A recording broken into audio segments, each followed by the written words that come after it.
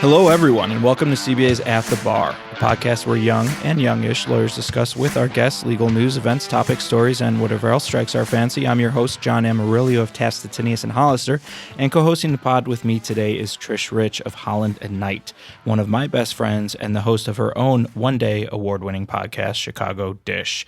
Hi, Trish. Hey, John. Thanks so much for that lovely introduction. You're very welcome. It will be deserved one day. We'll see. So, Trish, we're joined today by another friend and a former CBA president, Dan Cotter of Latimer, Lefay, and Foyk. Did I pronounce that right? Fayok. Sorry, Dan. Well, I've got a difficult name in my firm's name, too. I get it.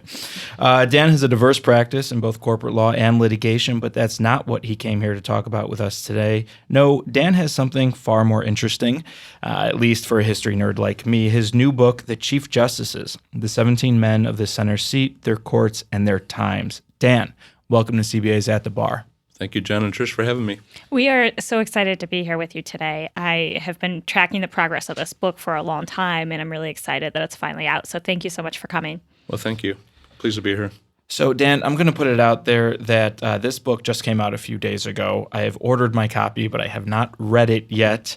But I read your column in the Chicago Daily Law Bulletin religiously. I know you're a fantastic writer with a deep understanding of this topic, and I'm really looking forward to discussing it with you today as well. Well, thank you. And a lot of the book will then look familiar to you because a lot of the introductions to the chapters come from the Daily Law Bulletin. Oh, well, good. Okay, then I guess I've read some of it already. Never mind then. But now that I've gotten that off my chest, let's start at the beginning. It occurred to me when I was walking over here today that most lawyers are professional writers in one capacity or another. A lot of us dream of one day writing a book, but very few of us have the nerve to actually go through with it and commit pen to paper in a disciplined way. You actually did it, and I was wondering what compelled you to start? That's an excellent question, John. And part of it is I have about 300 books on my shelves at home, and my wife keeps asking when we're going to get rid of those. And so this was an opportunity to get those out. But it's something I wanted to do, and I've been thinking about for a long time since law school and trying to figure out what the Supreme Court, its place in our history and kind of that. So, and like you said, I write a lot for the Daily Law Bulletin and other things. So it was just a means for me to really dig deeper and get it out. So for those with similar ambitions, how would you describe the process of writing a book like this to them? What can they expect to get into? It's an arduous process for a lot of reasons. One is finding a publisher in this day and age. When I first started on this path in 2015, I went to the American Bar Association. They have that publishing arm that they've pretty much stopped doing non-substantive books. And so for about a year, I went back and forth, submitted drafts, got feedback, submitted more drafts, and then I got an email saying, we should have told you we're not doing any more non-substantive books. Then they told you. Then they told me. Okay. That explains a lot about why the ABA is where it is. Well, that could be. I'm not going to comment on that. I'm in the House of Delegates. But we wish our friends at the ABA well. We do. And then trying to find a publisher. Then I was Michael Hyman is a great resource for book publishing in the legal arena. Justice on the Illinois Appellate Court. Justice Michael Hyman. He suggested I reach out to the North Carolina Academic Press.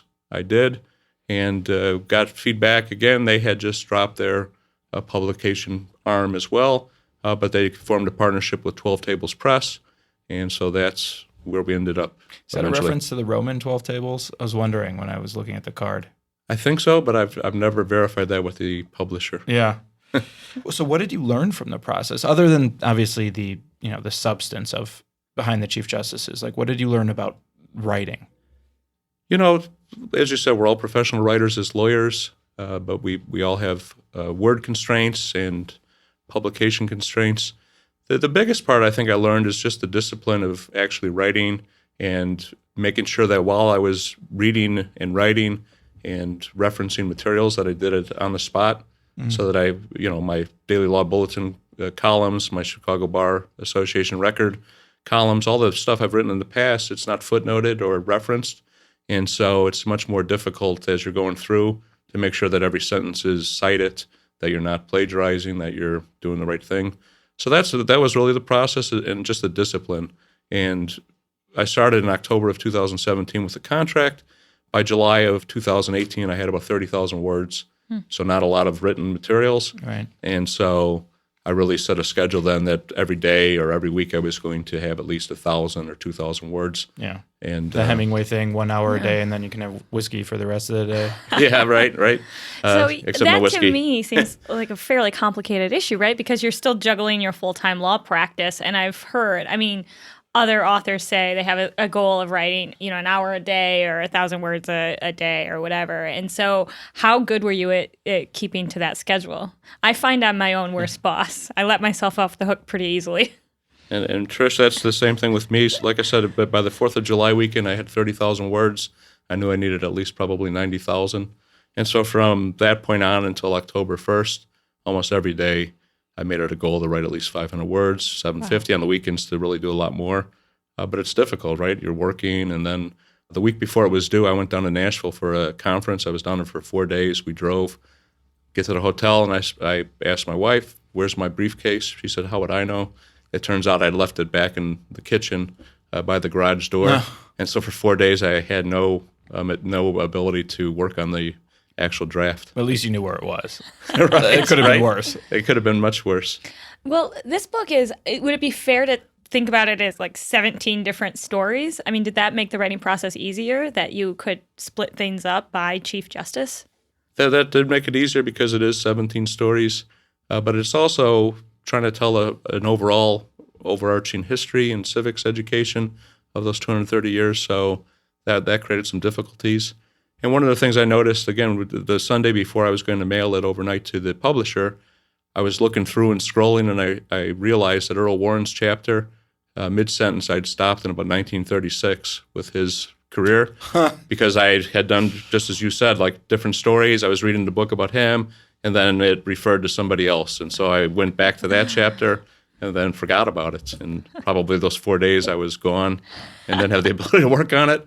And so I panicked and had about another 3,000 or 4,000 words to write, 10 o'clock at night. I think that's the right reaction there. Yeah. Right? So we've all been there. It occurs to me as you said that there have only been 17 Chief Justices. I think we're on like 45 presidents. Right. Well, I should know that. But depends on how you count, John. Yeah. 44 that count. Right. Yeah. 44 people that served 45 presidencies. Right. So, that's remarkable, the tenure that some of these justices had. I think Marshall and Taney alone were more than half a century, right? They were over 60 years, so they're the longest two serving justices in the Supreme Court's history. It is remarkable, and the first three only served 11 years combined. So you have 14 serving 219 years. Jay, Rutledge, and I forget. Ellsworth. Oh, yeah, whatever. It doesn't count. John likes to show off his history knowledge, and I love it when he gets things wrong. Yeah. Hey, I got 2 out of 3. Yeah, that's almost good enough a passing grade. for Indeed. Okay. Excellent. Thanks. So in the book, it seems as if you think that Chief Justice Marshall was the most influential of the justices. Did I pick that up correctly? That's absolutely correct, and I do an appendix where I rank them with the caveat that it's almost impossible. And the other day I was asked why Bill Rehnquist is number 4, and a lot of reasons for that. But I do, and it's not just because of Marbury versus Madison, which confirmed Federalist Paper 78. It confirmed what John Jay and Ellsworth and others had said about the court and its role. But it's McCulloch, it's all the cases that came out, and there was about an 11 or 12-year period where the court did not change, and they had a slew of hits, right, that still to this day, at least last time we checked, the current Supreme Court are precedential, and they still stand with the test of time. So he really was, I think, influential. He also was just a driving force. And when you look at Jefferson and other presidents, they tried to pack the court with people that were more attuned to their political philosophy, and he somehow still managed through his force of will, his force of intellect, to get a majority and a unanimous decision in most of those cases, which is remarkable when you look at where we're at today again. He really staked out the court as a truly co-equal branch of government, whereas before it really hadn't been, right?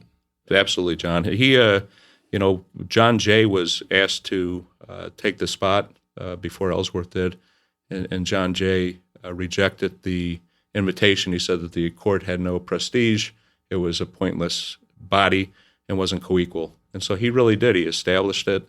Not again only in Marbury, but just in his style and approach.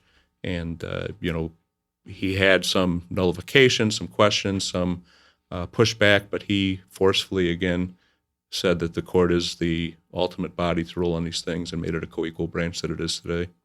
I'm a fan of anyone who needles Thomas Jefferson, too. He was just a hypocritical jerk. Yes. I saw Hamilton as well. Oh, well, yeah, that too. But I thought that before. So this is a hot take, Trish. All right. When they were related, they were cousins. Right. And that's a big part of the fights that they had. Yeah. They were off of the Randolph family, so... Yeah, the Virginian nobility was a bit incestuous back then. Right. So you teach a course on the Supreme Court at John Marshall, right? I do, although I haven't taught it in a few years Okay. due to some other factors at the school. Yada, yada, yada. So how much of this book overlaps with your course? Any of it? I mean, were you able to crib from your teachings? I was able to crib a little bit. The reality, though, is if you've ever tried to teach a course at a law school and you're adjunct or otherwise, you have to go through the right. You have, and you have to go through the curriculum committee. And so I sat down and said I want to teach it as more of a survey class with the 17 justices. It's a 14-week course. We'll do the first 3 in the first week. And they came back and said, no, you can't do that. It has to be more substantive. And so the way that they designed what I eventually taught and continue to teach is I pick one Chief Justice from an era and then an Associate Justice from a completely different era. And then we talk about their biographies and kind of compare it. So it's not exactly what I want to do. But I was able to crib some things, including I mentioned in the thing, I think somewhere, that although John Marshall was the 4th Chief Justice, even though I taught it and said, look, he was the 4th, the papers that I got back were, John Marshall is the 1st Chief Justice. He was great. Yeah. And so because people think of that. But I was able to use some of that materials and think about some of the stuff I taught back then. So is it fair to say this book is, an example of what you wanted that course to be? Trish, that's very fair. And if I'd love to be able to teach this as a survey course somewhere in the Chicago area or anywhere in the country for that matter. All right. Enough with the introspection. Let's get back to the book. So you said you ranked the Chief Justices. Is that in order of influence, greatness? It's in order of what I thought was the most influential and had the greatest impact. So who are the top 3? It's John Marshall, it's Charles Evans Hughes, and then it's Earl Warren. It was interesting. Taney. Well, not Taney because, I rank him towards the bottom just because one case made his career. Yeah. Dred Scott. So, and it's unfortunate because if he were in a different time, maybe it would be different. But I write in the book about Taney and his actions as an attorney general and some of his memos.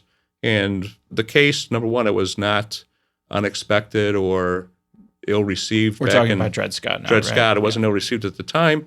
And it was really followed his beliefs in terms of slavery, in terms of how they were seen in society. So it really wasn't unexpected, his decision. Yeah. But in retrospect, of course, it was a terrible decision that maybe precipitated the beginning of the Civil War. So just to put that in context a little bit for our audience, if I remember correctly, it's been a while since I've read Dred Scott, but that was the decision where the Supreme Court said that African Americans had never been citizens of the United States and that the Missouri Compromise was unconstitutional and that Congress had no power to regulate slavery, right? John, that's absolutely right. And it involved Dred Scott, who had been free and then went to Missouri. And then the question was whether or not in transportation that he lost his freedom. And he took it up, and it went through the court several times. But that's exactly right. And that decision was in 1854, and the war started in 1861. So, and like you said, that's often cited as one of the possible, some of the kindling for the Civil War, for lack of a better term. So, assuming that's true, why wouldn't he be in your top list of influencers? I mean, that's a pretty big thing. Yeah, I agree with you. But the list that I put together was based more on positive legacy or outcomes. And again, you can question why Rehnquist is up there, but he's universally, if you look at list, he's always at the bottom. And it's unfortunate in some ways because Scalia, Charles Evans Hughes, others have throughout history talked about he was an excellent Supreme Court chief. But again, that one case has put a damper on him in so he doesn't get the elevation that he might otherwise get. Sure. So I think Dred Scott, I probably have read it even less recently than John, is widely thought to be probably the worst Supreme Court decision, or at least the most famous worst Supreme Court decision. Do you agree with that, or is there another one that stands out to you as particularly bad? I think that's a terrible case, but you also have Plessy versus Ferguson, which was a terrible case in Reconstruction. You have Korematsu, which is a terrible case. And so I think there's other bad cases, but that case just sticks out again because it, again, maybe precipitated the Civil War. It probably would have happened anyway if you look at the timing in the early 1800s to mid-1800s before the war, as John, the historian, would know. But I do think it's probably one of the worst, if not the worst, decisions. And so he has that legacy. So that's a fun game. Let's talk about favorites and least favorites, moving away from decisions and in terms how you would rank the justices in terms of influence. Who's your personal favorite justice? I actually think I know who it is, and I think it's mine too. But I want to. Wait, no. Okay, so you write it down. Okay, all right. Okay. My favorite is probably John Marshall.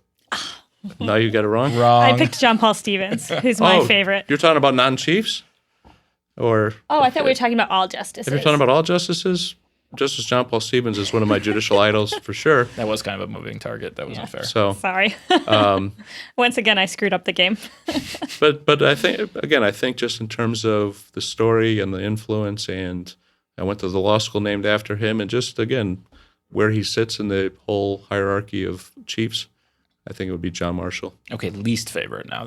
Here's the fun one. Oh, gosh. Least favorite. The list is long.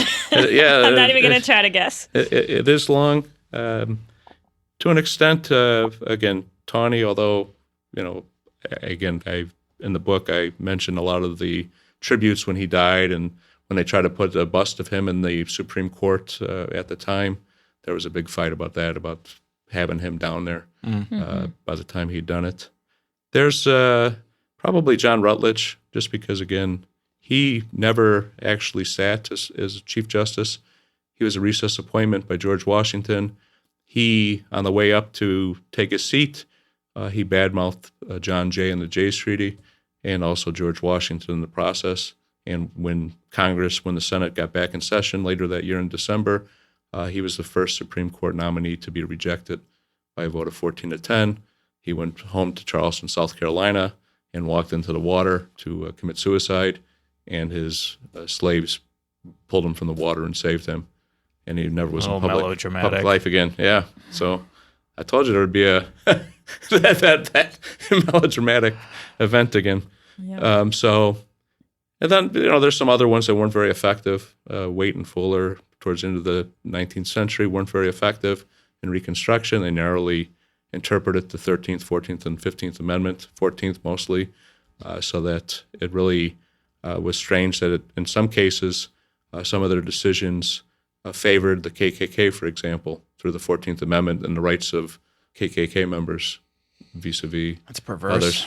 It's very perverse. So you, as John mentioned in the beginning, you're a former CBA president, and you've been involved in the Chicago Bar Association for a very long time, as long as I've been involved in the Bar Association. And I don't mean to say that you're old. You're one of the more spry guys around here for sure, Seasoned. But for a long time.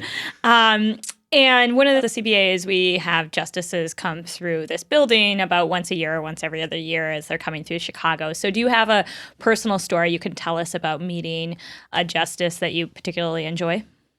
Sure. And there's several. When Ruth Bader Ginsburg was in a few years ago, when I was the president of the CBA, we had a talk with Judge Williams at the time she was still on the bench. That. Yeah. And at the end of it, that was right around the time that the notorious RBG was just starting.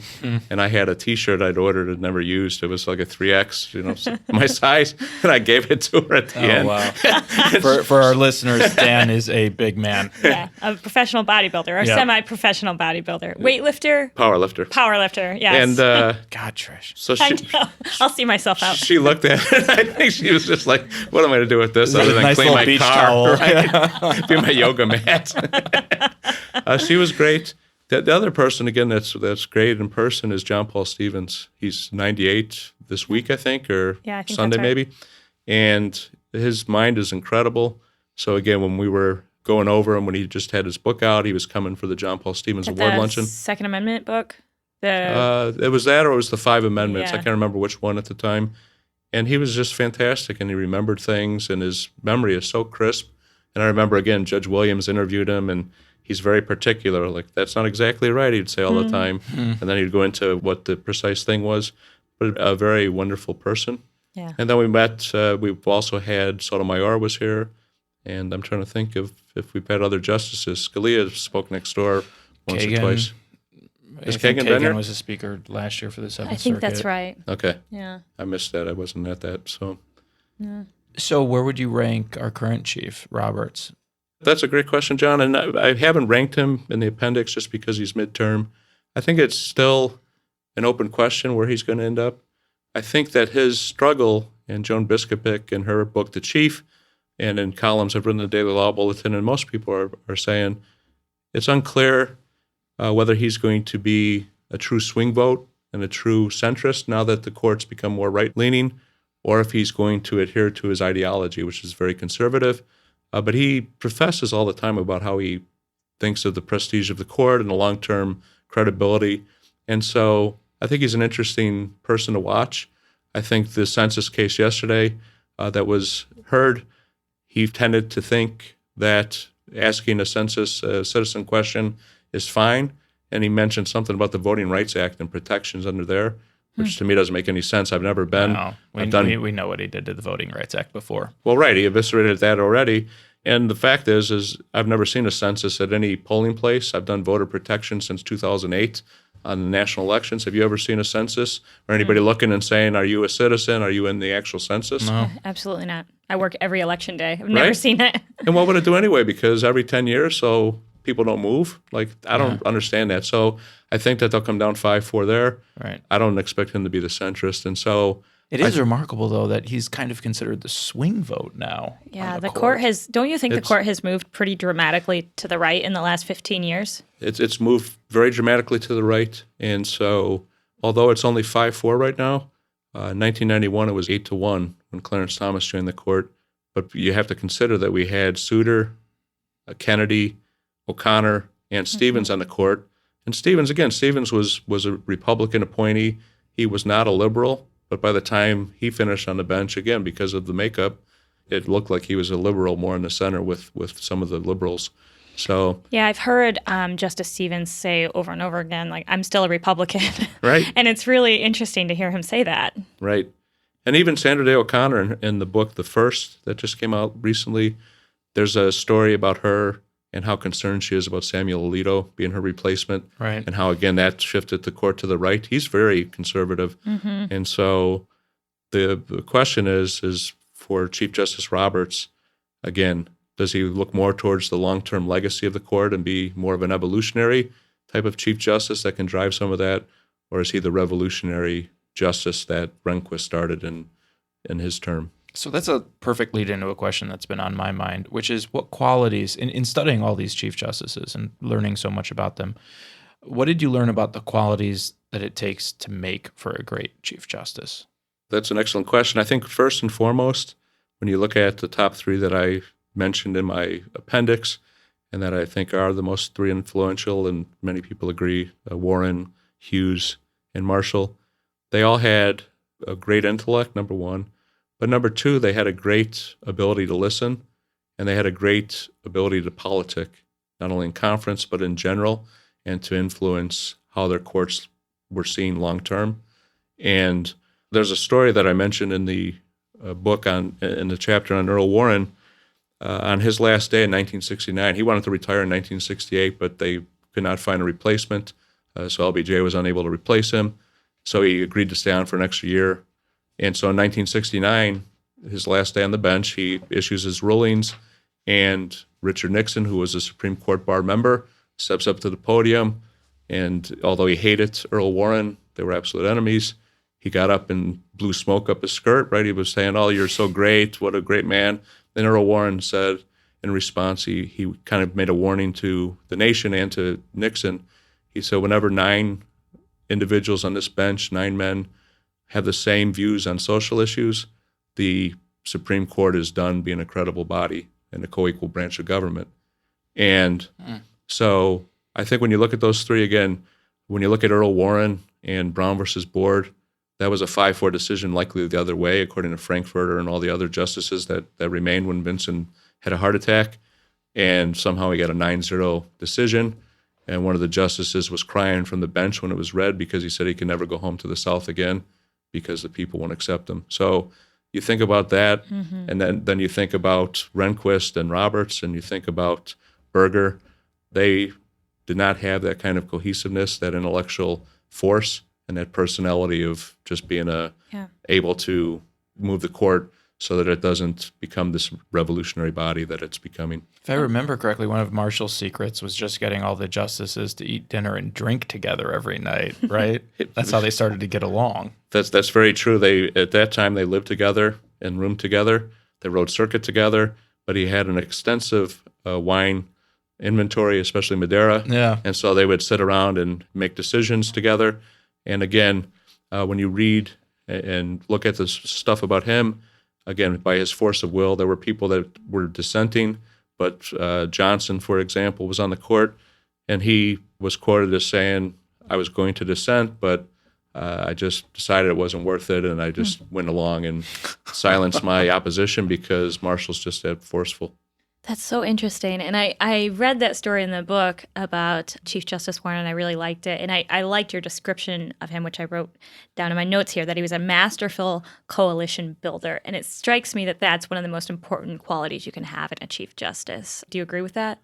I absolutely agree because, again, if you look at some of the more ineffective justices, they didn't have that ability, and they didn't have the leadership. And there were some tough courts. So when Taft was on, when Hughes was on, there were some tough blocks and voting blocks and ideologies. Frankfurter was a tough personality, for example. But justices like Earl Warren just had that ability, again, to move the court and to get it consistent with the long-term view. When I read that in the book, one of the things that reminded me of is something I had read years before, and I don't know where, was that Chief Justice Roberts wants to be seen as a consensus builder on the court, but he has, and I don't know if this is true, I've not fact-checked it, so I'm probably going to get the side eye from John, but that he has more 5 and 4 opinions than any court in history. Number one, do you know if that's true? And number 2, why do you think that is? Do we have a more fractured court now? Is it a failing of Chief Justice Roberts? I mean, what is the issue there? Trish, that's a great question. And I think we do have a more fractured court. We don't have swing voters. And the caveat is that when you look at Sandra Day O'Connor, when you look at Justice Kennedy, they were limited swing voters. Kennedy was more of a libertarian, so on a couple of things like same-sex, he was very libertarian, right, and let people do what they like to do. Sandra Day O'Connor was conservative, but not as conservative. But I do think it's become more fractured, and one of the stories that I write about in the book is Roe. So Roe was a 7-2 decision. 5 of the majority were Republicans, and that was well received. It didn't become an issue for this nation until Ronald Reagan got to the White House and ran on a platform of overturning Roe. And because if you think about it, it had nothing to do with abortion. It had to do with doctors and being states and states' rights. And so it was a 7-2 decision, including 3 of the justices that Richard Nixon had appointed as law and order justices. And so now Senator Sheldon Whitehouse has put together kind of this open forum, and he wrote an op-ed that I did a concurrence on in Daily Law Bulletin. He talks about 73 decisions that are 5-4, where the 5 are the Republicans on the court, at least 5 Republicans over the last 13 years, and that they've all been reducing individual rights and corporate interests have been promoted. And so I do think that's the case. There's a thing in the book about 1918 or 1916, I think, and they said up to that point there had never been a case other than one tax case where all party appointed justices had been on the same side of an issue. Really? I mean, that's an incredible thing, isn't it? And so now, and we talk, you see a lot of the studies. So you see law review articles, you see other Politico and other places where they say, well, this court has more unanimous decisions than anybody else. But those are on cases of regulatory and water rights and statutory interpretations on these key issues that affect really our future and individual rights and those types of things. There have been more 5-4 decisions in the last 2 courts, so Rehnquist and Roberts. So, friend of the pod, retired Judge Richard Posner, late of the 7th Circuit, is famous for saying that he no longer considers the Supreme Court to be a functioning court, but really more of a political body. Is that something you agree with? John, I've thought long and hard about that, and I'm starting to I do start to agree with that. One of the things that, as I was investigating the book and just in general that we all know, is that the last 3 nominees to the court, there were $20 million in dark money spent on those 3 nominees. $7 or $10 million was spent against Garland so that he did not get on, and the other money has been spent on the last 2 nominees. And I have real concerns about that, again, there's no quid without a quo, right?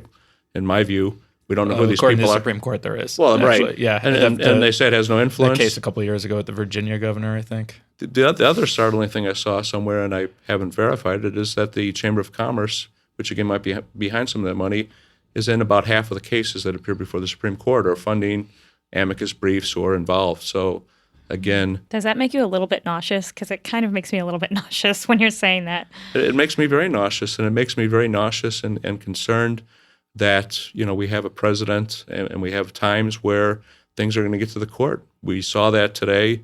President Donald Trump tweeted that if he is impeached, he'll run right to the U.S. Supreme Court. That should be a no-brainer because the Constitution lays out separation of powers for impeachment. But in this day and age, you wonder, in the pit of your stomach says, okay, what's the court going to do on this issue? Have there been other eras of the court that seem to be driven more by political ideology than legal philosophy? And if so, how did the court dig itself out? John, there have been a couple of times where that's kind of happened, but not as severe as now. But one time for sure would be in the 1930s, and FDR with his court packing plan, the switch in time that saved 9. There were 4 conservative justices, the Four Horsemen of the Supreme Court. That rolled as a conservative bloc. They took the limo to the Supreme Court every day. They talked about what, it's. But they were blocking. I actually can't wait to talk about this because okay, so for longtime listeners of both this pod and my pod, you'll know lots of people know I grew up in Michigan. I'm a proud graduate of Michigan law. It has been like an hour since you've mentioned that. So. And Michigan law has produced 3 Supreme Court justices, which are Frank Murphy, William Rufus Day, and George Sutherland. And I actually have one of the best gifts anybody ever gave me. I have in my office over at Holland and Knight, which is a card that George Sutherland wrote to somebody that was thinking about going to law school, where he talks about the practice of law being a noble profession and everything. And I dated that guy for like 3 weeks, and it was like the best gift anybody's ever got me. It was worth it. Totally worth it. But anyway, when I was, and so George Sutherland, of course, was a member of the Four Horsemen. He was. And proud Michigan legacy. And when I got to that part in the book, in this footnote, you sort of drop in very casually that you think maybe Alito and Thomas and Gorsuch and Kavanaugh are the modern day Four Horsemen. And if anything in this book gave me an absolute panic attack, it was that footnote. And I wondered if you could talk to us a little bit about that and tell us that that's not true. I hope it's not true, but I actually labeled them the Four Horsemen of the FedSoc. Yeah. And there's been some conversation, not conversation, but some groups have asked me in other writings not to constantly refer to the Federalist Society, but I do have that concern. And what's interesting is they're very much like that. The one difference might be that, like, Clarence Thomas is kind of in his own atmosphere of what he considers to be the law and where he's at on originalism and all this stuff, and some of the dissents that he's written in recent weeks on death penalty and other stuff. But other than that, I don't see them not voting together on almost everything, and that concerns me again because we have some real issues and challenges in this nation, as we always do, and we've looked to the Supreme Court to kind of be that body that doesn't have any power of the sword, power of the purse, but it has power of the word, and it's been accepted with some pushback sometimes. But when I added that footnote, that was towards the end of the process. And one of the challenges of this book, as an aside, is that as I was writing it, because it's so timely and because things keep generating and Roberts occasionally will do something, I was constantly updating and footnoting stuff.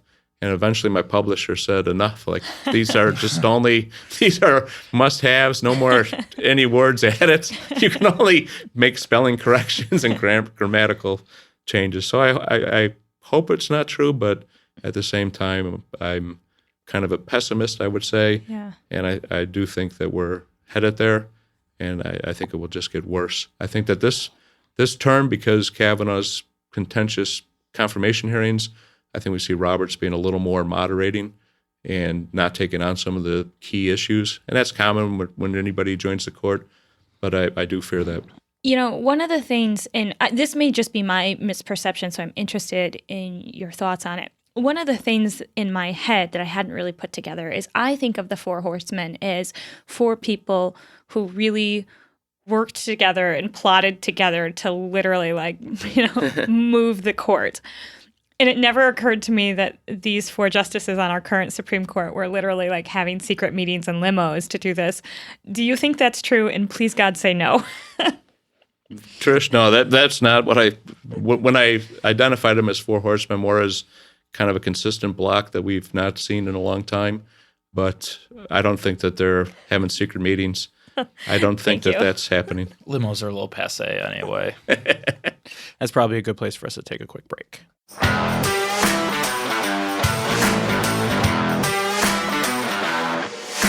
This episode of At the Bar is brought to you by courtfiling.net, your solution for filing in over 100 courts in the state of Illinois.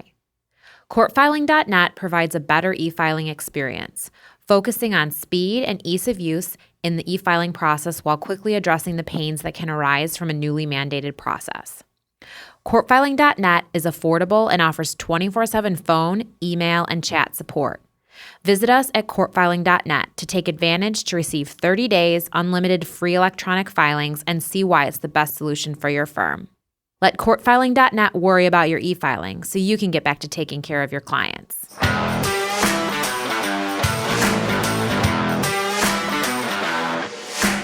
So one other thing I wanted to ask you about is that there has been a lot of ink spilled in the last few years, and I think probably before that. But even as recently today, I saw that Justice Breyer spoke out about this, about the idea of term limits for Supreme Court justices and potentially even more generally for federal judges. And I think my understanding of the subject is that when we first wrote the Constitution, people weren't living forever, and that we weren't contemplating that people would serve on the court until they were 80, 85, 90 years old.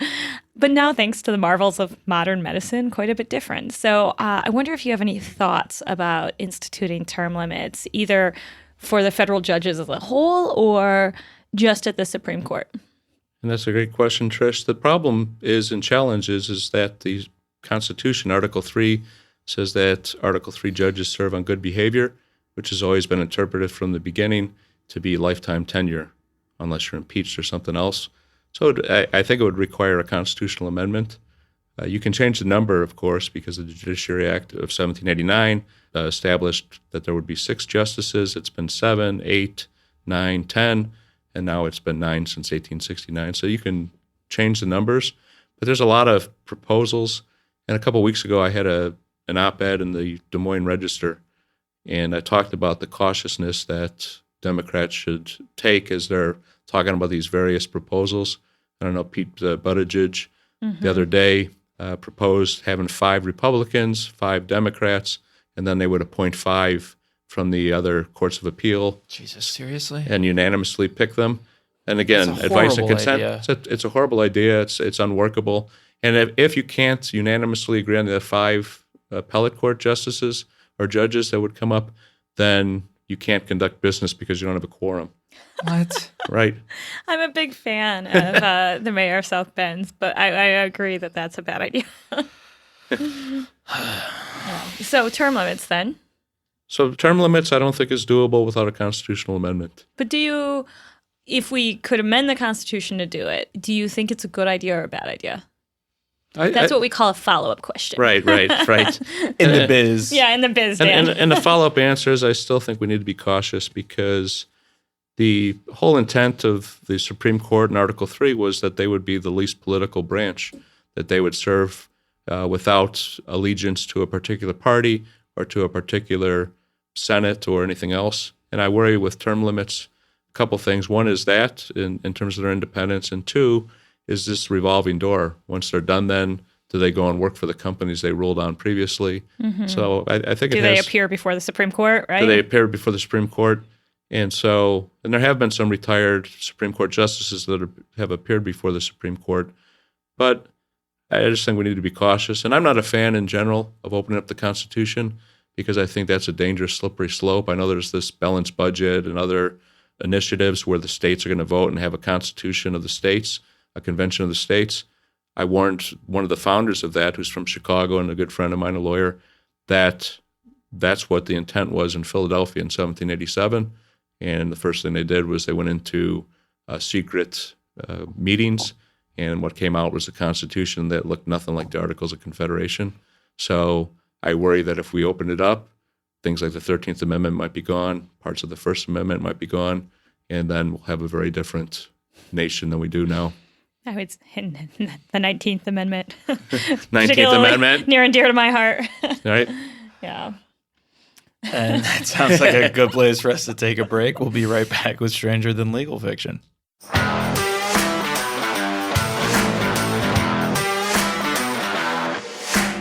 Seeking to expand your legal network, sharpen your skills, and obtain free CLE? Unless you plan on being a professional failure, that's probably a good idea. Join the Chicago Bar Association today and connect with lawyers and judges who lead Chicago's legal community. The CBA will help you expand your personal and professional networks while providing practical programs and resources that meet your specific practice needs. New lawyer membership starts at just $82 a year. Learn more at www.chicagobar.org. Need a lawyer? Steve? I do. You look like you need a lawyer. The Chicago Bar Association Lawyer Referral Service has been making referrals for over 70 years to attorneys who have been thoroughly screened for experience in over 40 different areas of the law. Call 312-554-2001 or visit us online at www.chicagobar.org/LRS.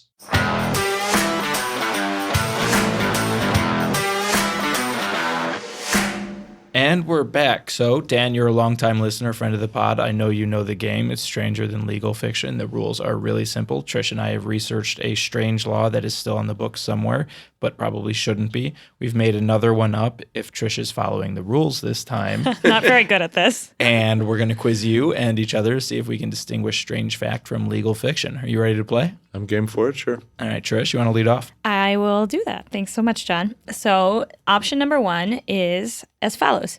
In Mount Pulaski, Illinois, it is illegal to throw snowballs. And option number 2 is in Boulder, Colorado, it is illegal to move any boulders that are located on public property. So you get to pick which one you think is actually a law and which one isn't.